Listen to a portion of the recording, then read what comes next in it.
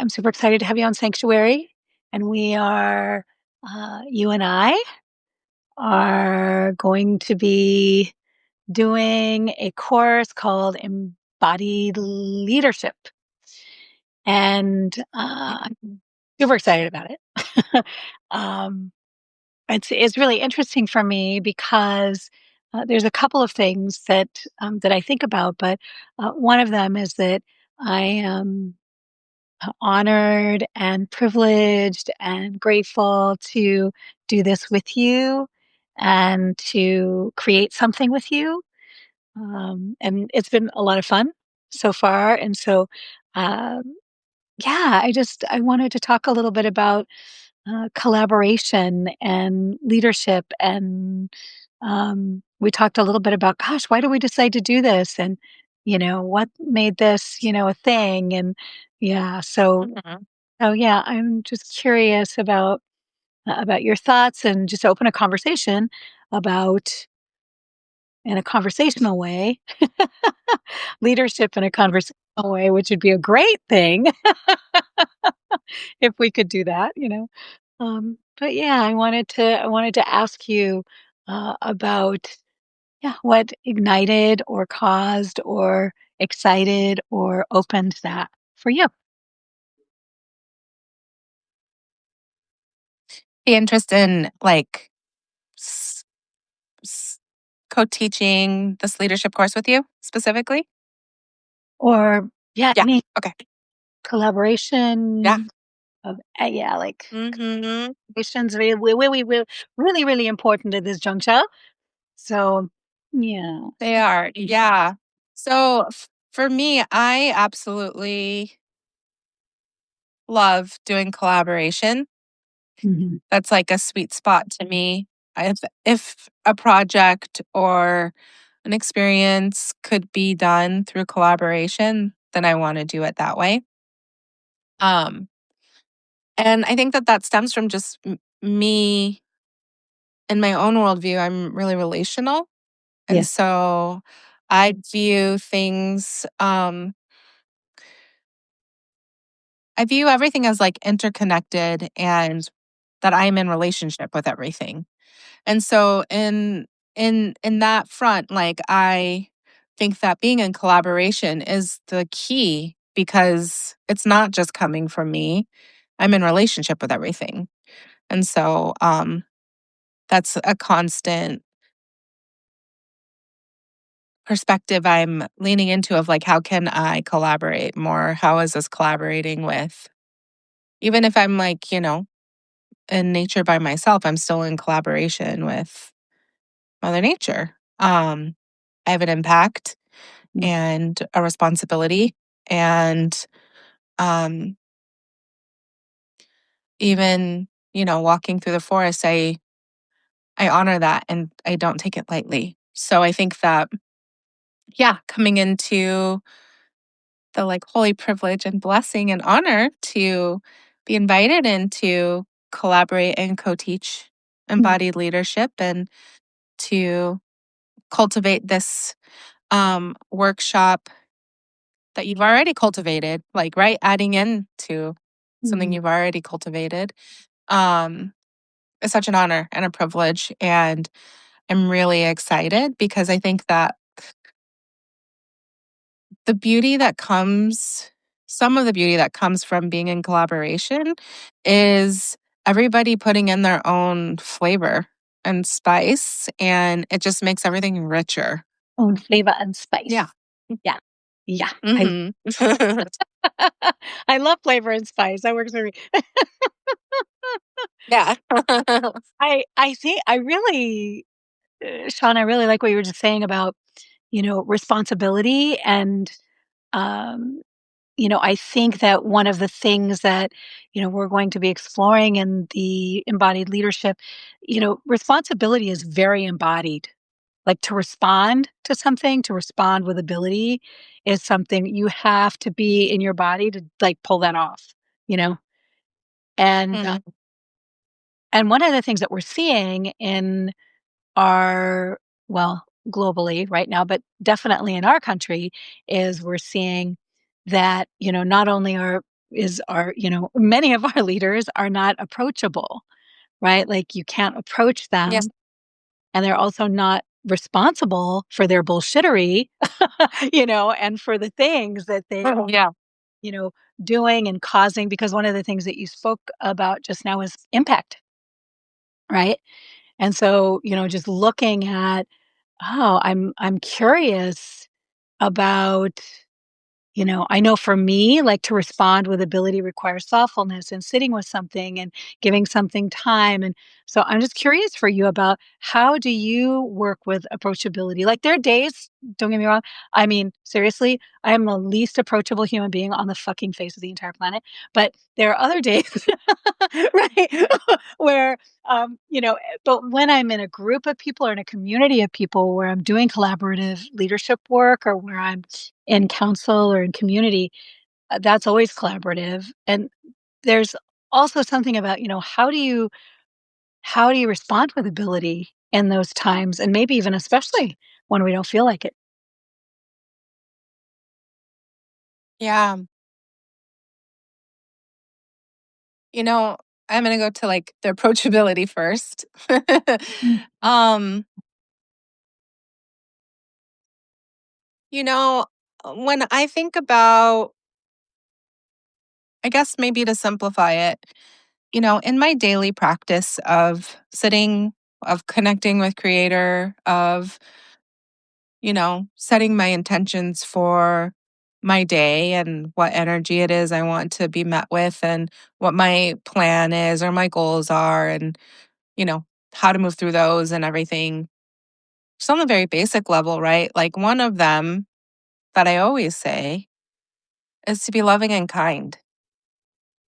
And I know that when I am met with a loving gesture, even if it's just like somebody holding a door open, which could also be conceived as kindness, or a thoughtful compliment, or a warm smile, that really shifts my day.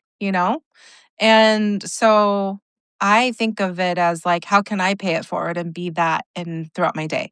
So I feel like with that being said, um, if I'm in that space of like wanting to be warm and I'm in my own warmth, my own kindness, Mhm. my own love, Warm, I light. think that that makes, right? It makes me more approachable. And also, like, then I'm seated in compassion. I'm not sitting here judging this person based upon whatever my judgments can be, which I can be judgy in my head for sure. Definitely not a saint, but to sit in compassion and to see people as human and their humanness and to um want to at least be a loving connecting point just even for that moment is really powerful. And I think too about like something that blows my mind that I think about a lot, like at random, is, you know, an interaction with a human that you don't know, Yeah.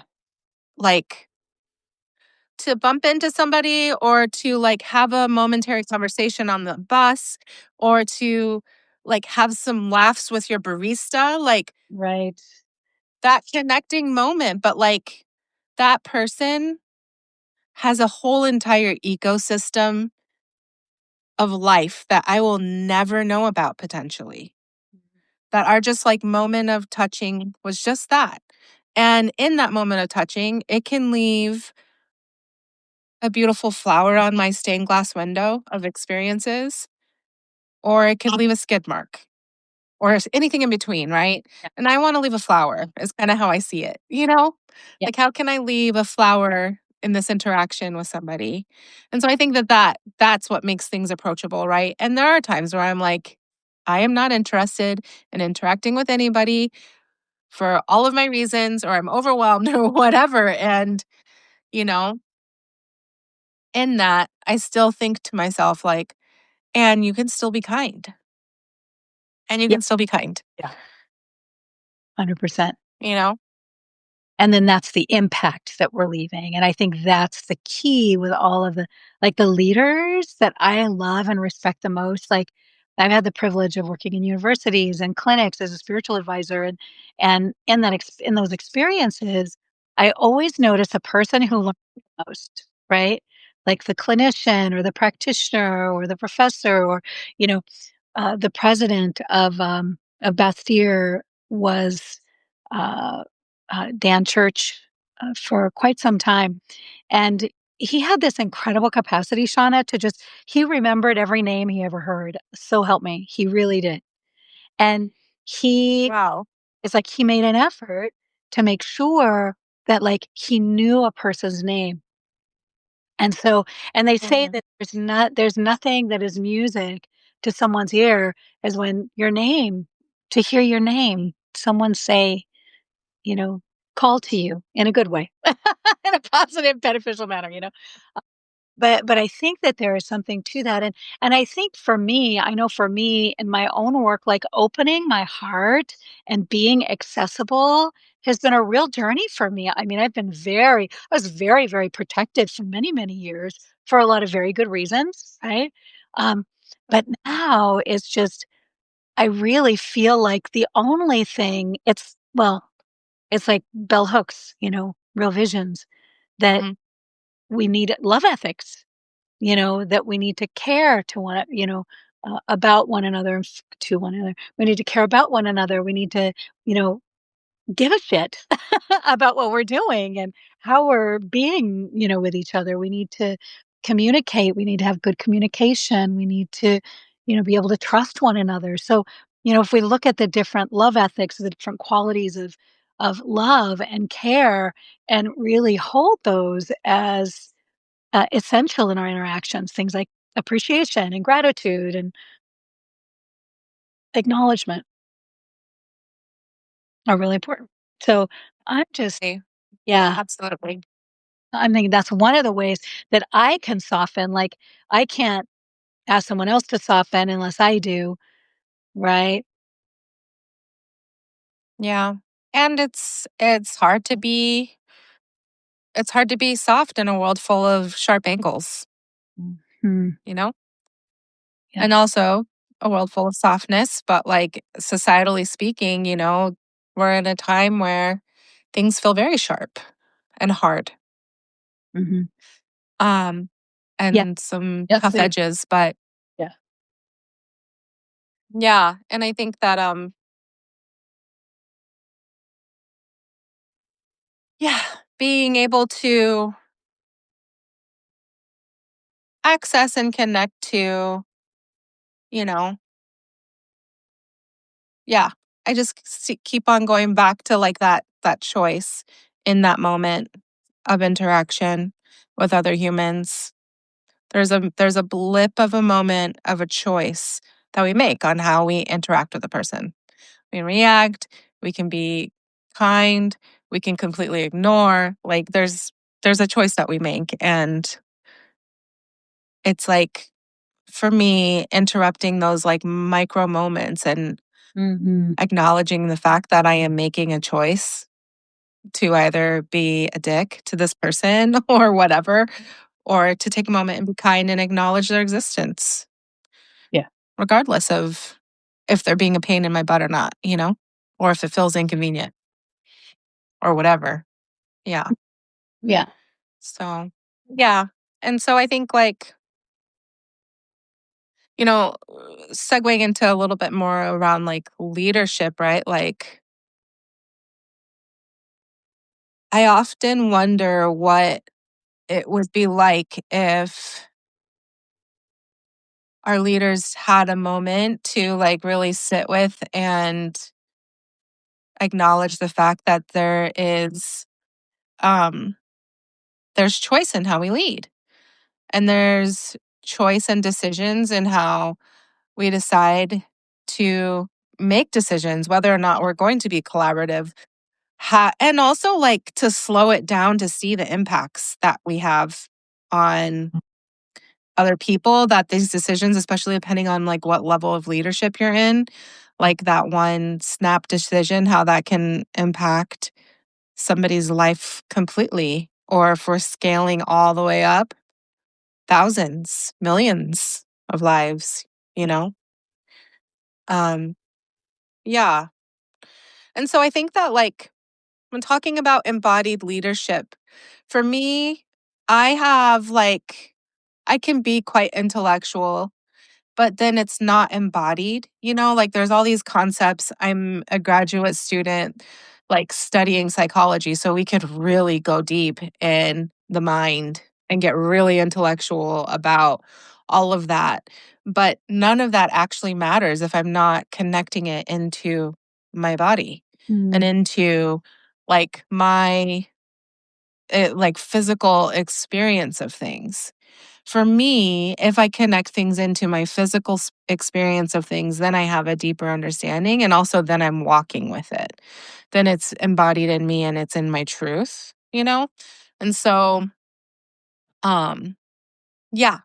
So, like through embodiment practices, I've made it like a dog eared, like one of my top priorities is to be like, okay, this concept, but what does that mean? Where does that live in my body? Can that live in my body? Does that exist in my body? What is that? yeah. Is that something that is going to you know, be transformative to help me change into the better human that I can become or, whatever else? And so, in thinking about like embodying our leaders, like embodying our leader as in like our internal leader, I will think of or I look at our society and I'm like, nobody's embodied in leadership, in the grander leadership. I'm like, maybe they are. I don't know. I can't really say that, but I'm like, how are you embodied in like making these decisions that are causing so much harm to people or that are, and not to get super political, it's just like there's just a level of consideration and consciousness that I'm personally not seeing that makes it really heartbreaking to me because it's just creating more suffering, you know? Right. So, So the ability to like to feel into our own body to see, oh, how does this feel? What am I doing right now? And what is the impact going to be? And how can I have a positive impact for the good of the whole? Right. So everybody, absolutely. and I don't even like to say win, win win, everybody wins, but I think everybody winning is better than the other option. If everybody can feel like they're getting their needs and wants and wishes, Absolutely. not that we all get our needs, wants, and wishes all the time, but at least to the very best of our ability, creating a lens, a shared lens, a collaborative lens, the ability to work through conflict, the ability to address conflicts, to work through them, and to communicate, to be in conversation. And that's one of the things that I really like about the work in the embodied leadership is that we talk and we teach people how to address and process and resolve any conflicts that might come up in a way that is seen as like, oh, what a great opportunity to learn this thing from this person, or what a great opportunity for me to stretch and to grow and to be challenged. And I think one of the important things now is just, how do I do with challenges? How am I with being challenged? Do I accept challenges, or am I unable to accept any challenges, or can I be challenged by other people? Um, and most days I'm pretty good. Some days I'm not good at being challenged, but I learn, I always want to learn. And even if I have like a little moment or a long, really long moment or a little moment, I always come back to, oh, what is for the good of all? Because it's really about our message. It's really about my message and being able to into that, live into that message. Right. Yeah, absolutely. I agree. Living into our message. And I also think that I think that one of the, one of the rocks that I feel like I would die on because it's so important to me is community. And we use the word community in a way that also doesn't really feel embodied to me. Like, sure, you have community at your workplace, you have community in your neighborhood, but like without conscious effort in making connections and building relationship, Yeah. it's empty. Yeah. It's empty. And, you know, what's true is like as humans, we are, right? Like meant to be in communities. We're meant to be together. We're meant to be in relationships. We're meant to like, grow together. There's a neurobiologist who was talking about how it actually helps our nervous system and brain health if we sleep with other humans. If there's other humans sleeping with us, it's better for our brain, like scientific research says. And so, here we are in this individualistic society where everything is me and I, and how can this benefit me for the greater good, which doesn't make sense to me. And like we've lost some touch of how to be in community, and we've gone through COVID. And so now we're all like awkward and weird about even relating. And, it's just Yep. like, it's an interesting like place to be in, right? Like here we are coming into 2026 and yeah, things are awkward, they're uncomfortable. And really how I see it is that we've forgotten how to connect. We've forgotten how to actually build community and be relational and support each other. And in the remembrance of it, it's really uncomfortable. It's confronting. It's um, challenging. And if we can move through the growing pains, move through the river of challenge, learn how to get into a radical space of acceptance within ourselves and also each other, and learn how to be in collaboration, actual collaboration to build something greater. Um, I just think about how much healthier everybody will be, mentally, emotionally, physically, spiritually. And it's not like a kumbaya moment, like this is the solve, and then everybody will be holding hands around the earth and it'll be great. It's just a matter of like, how can we, Nice thought. you know, yeah, exactly, right? Really How good. can we build these moments and connections? And they're going to be filled with challenge. They're going to be uncomfortable. There are going to be moments where whatever, but it's a matter of like, how do you stay in connection? How do you stay in relationship with your fellow humans? How do we heal our family systems, even, right? Which is a whole nother topic. But yeah, Well, so we do talk about how all leadership starts in the family, So I think that there is to like, we always all, those are the very first leaders that we learn leadership from. It's those humans that we're, born to, or that we come into the world and yeah, and are in the world, yeah, our very beginnings that teaches us about leadership. And so to unteach ourselves some of the things that need to be untaught and to teach ourselves some new things. And, you know, there are things that work. There are things that really actually work. And one of those things is collaboration and cooperation and, you know, listening to one another, hearing one another, repeating back to one another what we've heard, making agreements, making commitments to each other that are lasting, that are like good, true, and lasting.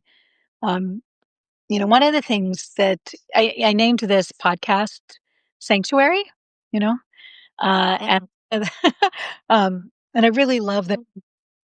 I actually named it that because there was a club downtown that used to be called the Monastery. It was an old church, and it was quite the spot. And I thought, well, I really, it was a club, but it was also a sanctuary, right? And it was a queer sanctuary. A lot of queer, um, it was a queer um, club, a gay club, but it was really a sanctuary for folks. And it's so interesting right mhm, now, when we think about, you know, how can we as leaders, how can we share with other leaders and other mentors about creating a sanctuary. How do we do that? Yeah. What is it that we Yeah. can, you know, offer one another? What is it that we can receive from one another? What is it? There's like this wondering that I have about creating, sacred space. And I mean, I know that it's like safe space is not a thing that anybody else creates for us. And there are things that we need to put in place to make sure that it is a safe space. So it's like that paradox, of course, of course we're responsible to that. And of course we're each responsible to that for ourselves, including the people that elect to spearhead that conversation with our voice, with a collective voice moving through them, right? So how to be that sanctuary. Curious about that. Yeah. I also really love what you just said about you like interwove a safe space with a sacred space as Hmm. a sanctuary, Hmm. right? Like that's what I heard you say as you were highlighting the components. And I think that, like, yeah, what if as leaders, that was one of the intentions was to be a sanctuary for whoever it is that we are supporting, guiding, mentoring, and so on, you know, whatever cause it is that we are. Yeah, Yeah. I like it. What were you say? I was going to ask, what are the things that you look for in a mentor? Like for me, I look for to know that someone is a safe mentor for me. Um, I look at their mentees, their other mentees, right? Or Hmm. look for that learning, like, with Dr. Church, with Angelus, she really like grandfather Wallace, Black Elk. He really had, so there's different people. And I look for very specific things in order to know that it's a sanctuary, right? Hmm. Yeah, I would say for me, um, I don't know if I've ever like thought about this in a way to like reiterate it to somebody. Like if I would know how it feels and everything, but to like articulate it is interesting. But so in thinking about like a mentor, right? It would be somebody who inspires me. Mm, That's where it first starts, right? And for me to be inspired by what people are doing is also for me to see the love that they have and the mhm. passion that they have for what it is that they're doing. There's an alignment that happens when somebody is like in right alignment with what it is that they're doing. That's inspiring to me. And then in addition to that, if what it is that they're doing touches on what it is that I want to be doing, Yeah. then I'm like, you are the person to talk to. But also, you are the person to talk to because, like, you are in full alignment. And maybe I'm not quite in alignment yet with what it is I'm doing. And so, like, how did you do that? Yeah. What brought you to this place or this point to get you to be in that space where I can see that your heart and your passion and everything are in alignment? So, I would say that's where it is for me, is being inspired by somebody. And Mm, then I think that from there, because we're human, I'm like, where's their integrity? Because somebody could be very in alignment with what it is they're doing and everything, and also out of integrity. So that's the next layer is where's their integrity? How are they in line with their pattern of integrity? And how are they holding their power? Are they in good integrity with their power? And what I mean by power is like to be seen as a leader in community or whatever. In the US society and also a lot of other societies, right? It's a hierarchy. But if mm, you're just seated in your power, you just are. There's no hierarchy. You're not like, well, I am better and lording over, so sit below me so that I can, share all of this wisdom because I'm this amazing person, God, whatever. Like, no, you know? And so I think that there's also that, like, how is the person seated in their with their power? Is it power over? Is it power under? Are they seated in their power? And how do they move with that? You know? That, So and that yeah. is, that is for me, it's like right use of power is one of the things. I mean, we'll be going over in the course, like right use of power and what is right use of power and to really track our motives. Like what are my motives, Mhm. right? And especially when people look up to us or admire us or right, we have that power of position. And when we have power of position, what am I doing with that power of position? And I think that takes us back kind of to the not kind of. I think that definitely takes us back to approachability, right, and impact. And, we're all just trying to figure our shit out. Everybody's trying to figure out how to live in a body and be here in this world right now, uh, and how to, dare I say, have a positive, lasting impact. And in whatever Yeah. world, whatever corner I can, whatever relationships I can, Mhm. because every opportunity is an opportunity to just, and I don't want to use the word model because that's not the right word, but to share, in life with someone, to share really. And then people have the choice, like you said, they have the choice to be able to, show up to, sharing, their own thoughts and wishes and wants and desires or not. But we can really flourish if we have that capacity to do that. I believe we really can be a sanctuary for each other, and we have the capacity to share with each other, you know? I think that's part of it, and Yeah. yeah. Um, Yeah. the other thing is around, that I've been really noticing is a lot of describing instead of prescribing, like descriptions rather than prescriptions, and so how to what are the prescriptions?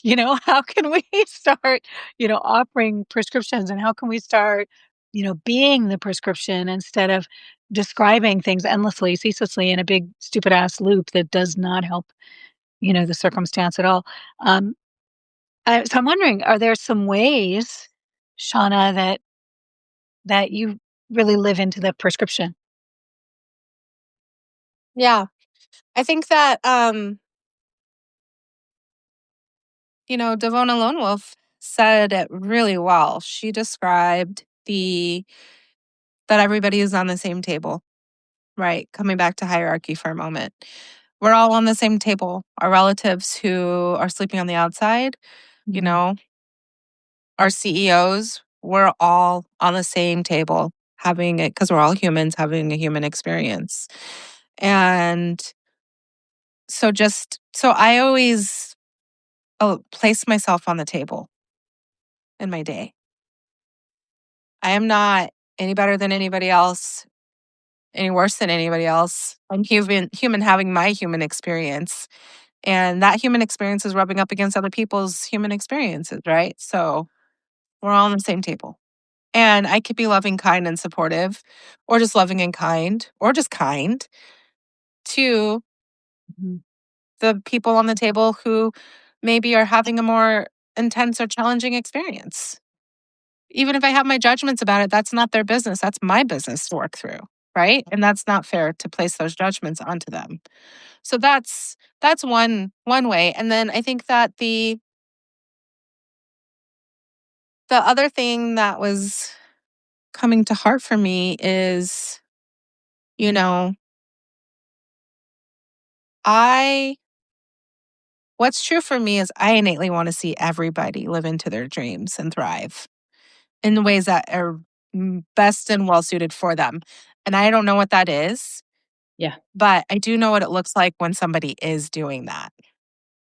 There's an energy to it, there's inspiration, there's a glow to it. I know what that looks like when people are living into it. So, whatever that is for anybody, I just want everybody to experience that. Right. And so, if I am walking in a space of leadership, I feel it is, and people are seeing me as, because we live in in a time of hierarchy, as like somebody who's done this, even though I'm like, no, we're on the same table. And actually, I might be doing that to you because I see all of the beauty and the gifts and the talents that you have that I don't have, right? And so, at any rate, I'm like wanting to help encourage and empower and remind people like you are the key to Mm. a good life for you. You are the key. You are the answer. You're the one. And so, what is it that is needed for that truth to be ferried over to the belief, Mhm, right? mhm. My professor said it really well. She was like, we have truth on one side of the chasm and beliefs on another. And so even if we know what's true, we Yeah. still may believe something completely opposite. And experience is the ferry that ferries things over to Mm, change the beliefs. And so that being said, that comes back to me being kind and wanting to be a positive experience with most human interaction, and I'm human, so that doesn't happen all the time at all. But but that is always my morning intention. Help me to be loving and kind, help me to walk through the world in truth and beauty. Help me to um see the beauty in everyone and name it when I see it. For me as a reminder, but also it's a reminder for somebody else because maybe they're not who knows what's going on in their life, right? But I don't know. Anytime anybody reminds me of something that's beautiful within me, that's great. it Even if I don't fully believe it, I'm like, whoa, let me sit with that. So, well, yeah. there's a So, lot to say about your beauty yeah. and your truth. Yeah. You do, you track it. You really, really do, and I've seen it many times and experienced it many times, and, you really are tracking the love and the compassion and the beauty, and yeah, and I think that that's an important aspect of leadership that is not taught, as much as compassion and connection. And I think that compassion, Yeah. two things that you have in great reserve. Thank you. Yeah. And I believe too, right? Like, if something is going to be warm, loving, kind, yeah, I will show up to that.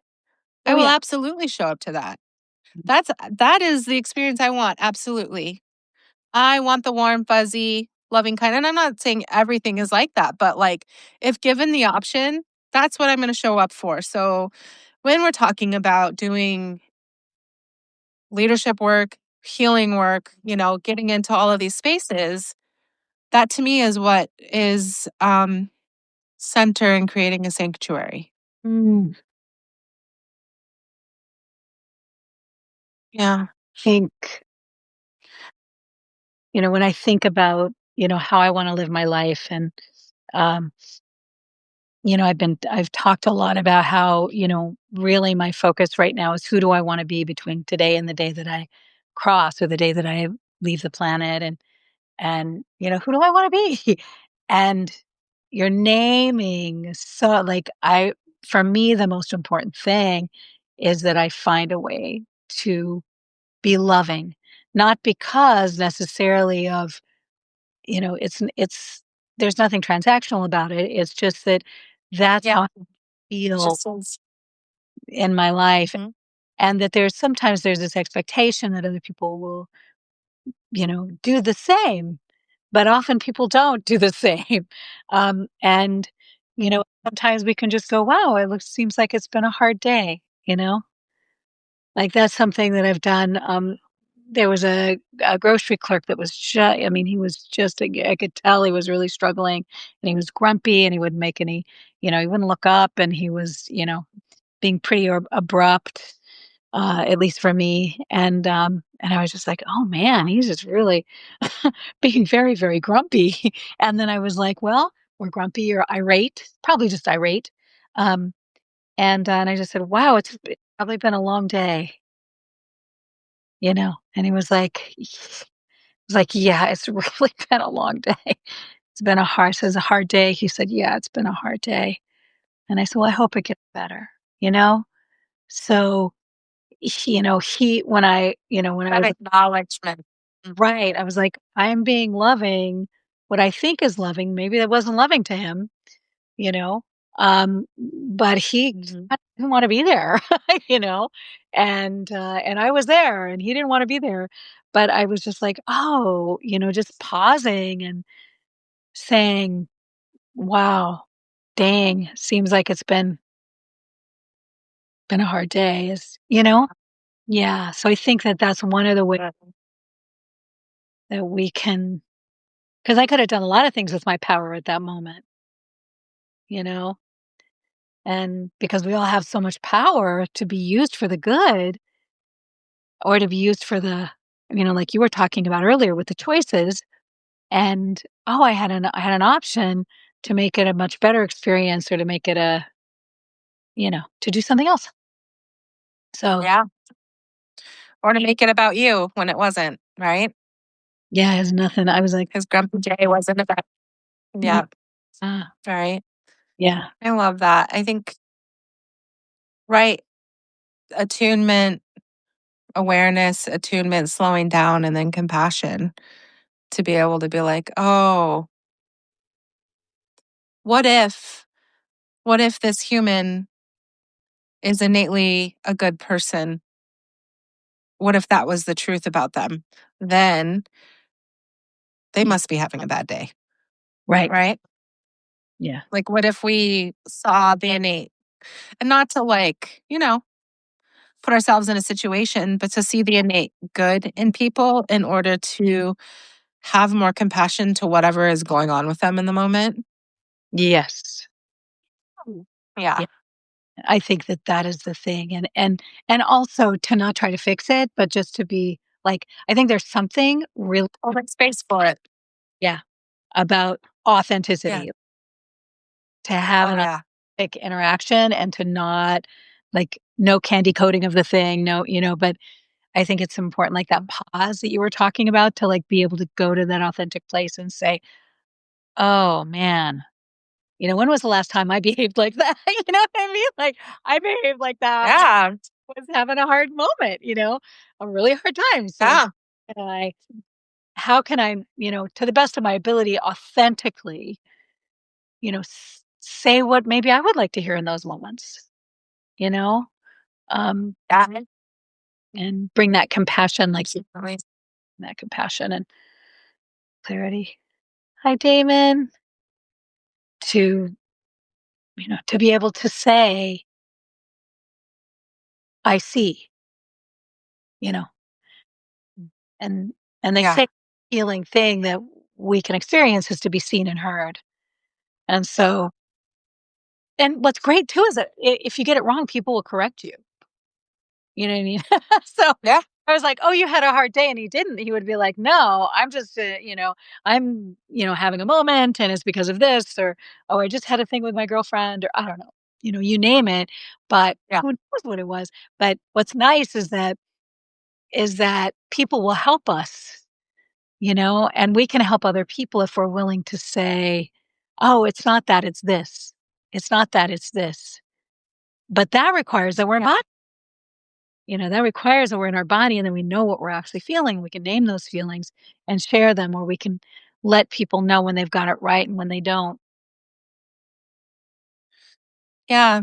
That Agree. just brings me to the like truth of, we all innately want to be known, to be seen, to be heard, to be witnessed and acknowledged, right?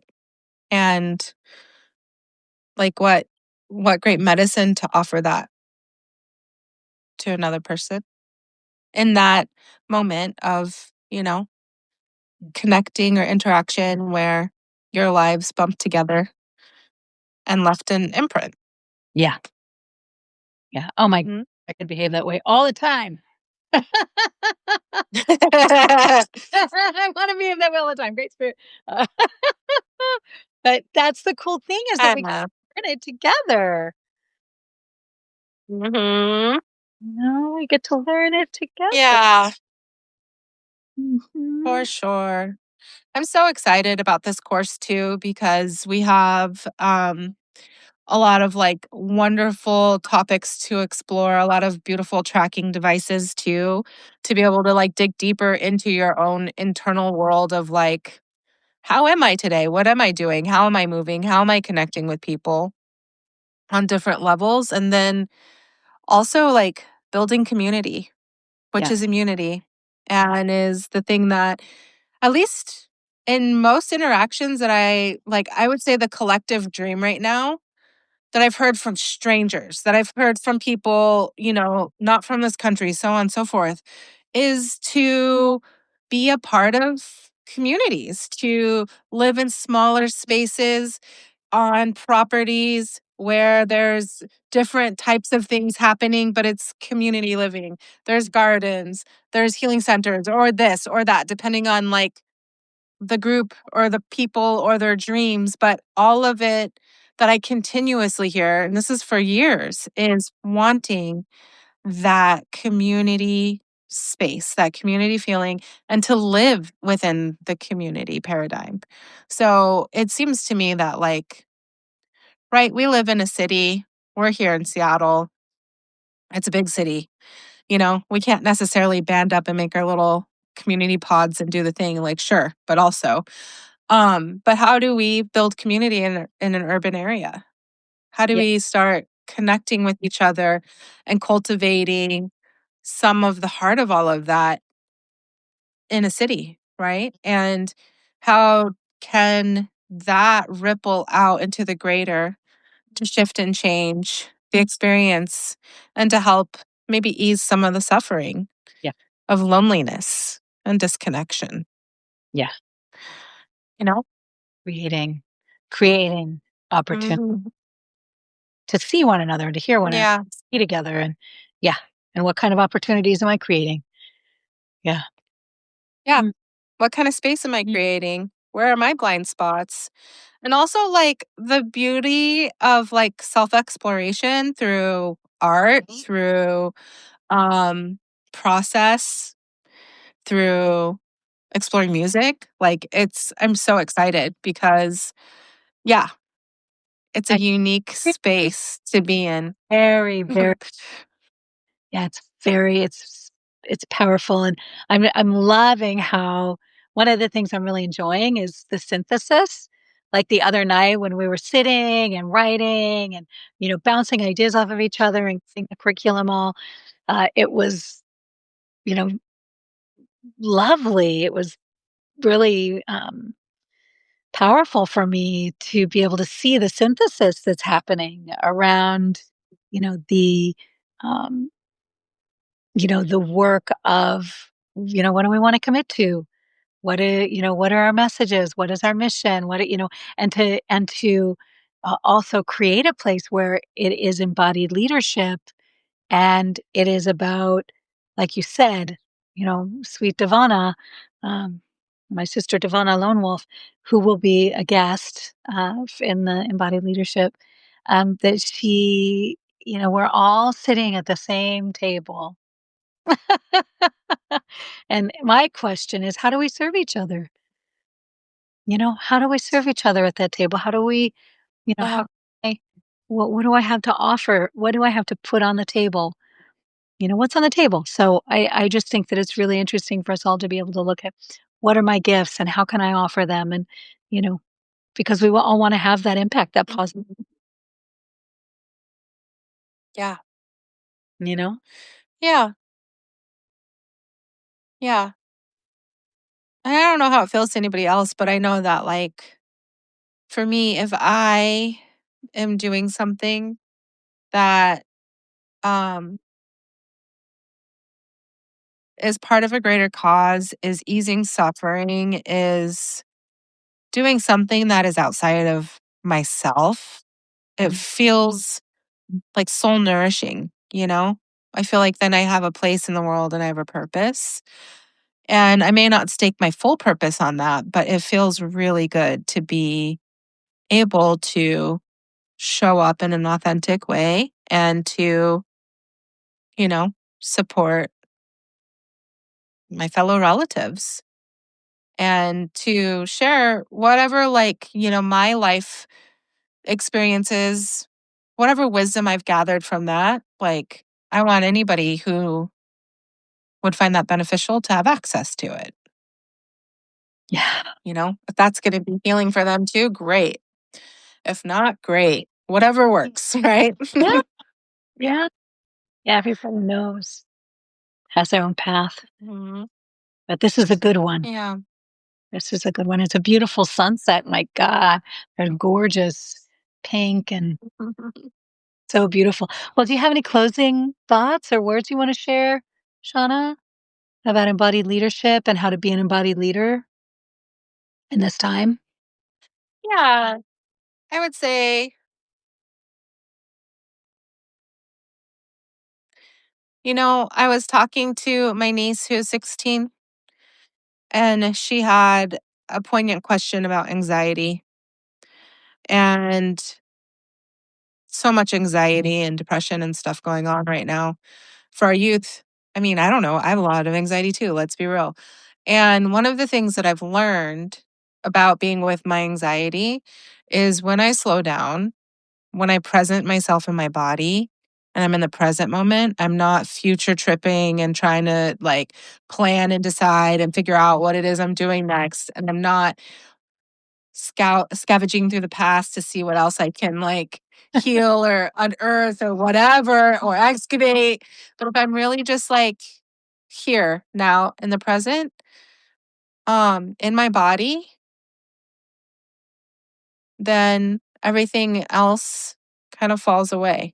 And Hmm. it's not a neglect to the past or the future, because yeah, we got to do these things, but it's a matter of like, how can we continue to be present Mhm. in the present moment as much as possible?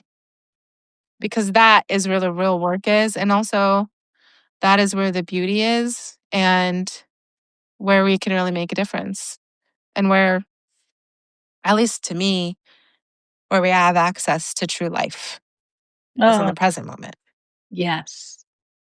Access to true life. Well, I'm down. Yeah. I'm good for it for sure.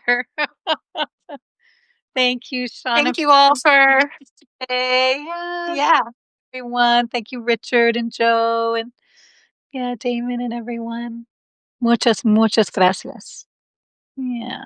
Yeah, sending so much love to you all. And yeah, thanks for listening to us. Mhm. Have a beautiful night, and I will see you guys on New Year's Day with Dana Dubois. Dana Ooh. Dubois. Yeah. Yes. Hi, Sayali. Hello. Hmm. Okay. Okay. Bye bye. Talk again soon. Bye.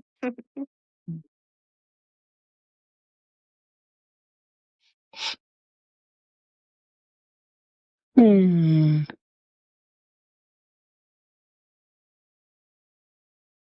Hmm. Sayali, hello, love. We're just ending our little talk, but it was on embodied leadership, and I'm super excited to see you again soon.